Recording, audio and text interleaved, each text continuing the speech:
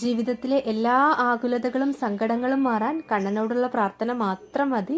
സാക്ഷാൽ ശ്രീ ഗുരുവായൂരപ്പനെ മനസ്സിൽ ധ്യാനിച്ചുകൊണ്ട് നിത്യവും ജപിക്കാവുന്ന കുറച്ച് മന്ത്രങ്ങളെക്കുറിച്ചും പ്രാർത്ഥനകളെക്കുറിച്ചുമാണ് ഇന്നത്തെ വീഡിയോ. കലിയുഗത്തിലെ ഏറ്റവും ശക്തിയേറിയ മന്ത്രത്തെക്കുറിച്ചാണ് പറയുന്നത്.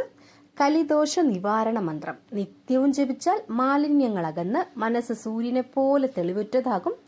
കലിദോഷ നിവാരണ മന്ത്രം നിത്യവും 9 തവണ ജപിക്കുക. 108 തവണ ജപിക്കുന്നത് അതിശ്രേഷ്ഠമാണ്. കലിദോഷ നിവാരണ മന്ത്രം ഇതാണ്: ഹരേ രാമ രാമ രാമ ഹരേ ഹരേ, ഹരേ കൃഷ്ണ കൃഷ്ണ കൃഷ്ണ ഹരേ ഹരേ.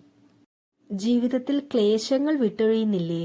ഗുരുവായൂരപ്പനെ മനസ്സിൽ ധ്യാനിച്ച് ഈ മന്ത്രം നിത്യവും ജപിക്കൂ. മന്ത്രം ഇതാണ്: കൃഷ്ണായ വാസുദേവായ ഹരേ പരമാത്മനെ പ്രണതക്ലേശനാശായ ഗോവിന്ദായ നമോ നമ.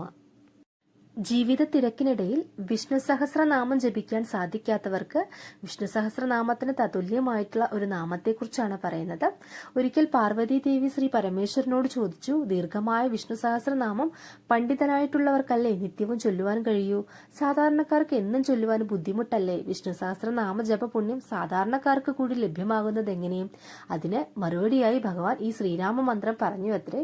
ഈ ശ്രീരാമ മന്ത്രം 3 തവണ ജപിക്കുന്നതിലൂടെ സഹസ്രനാമ ജപ പുണ്യം സാധാരണക്കാർക്ക് കൂടി ലഭ്യമാകും.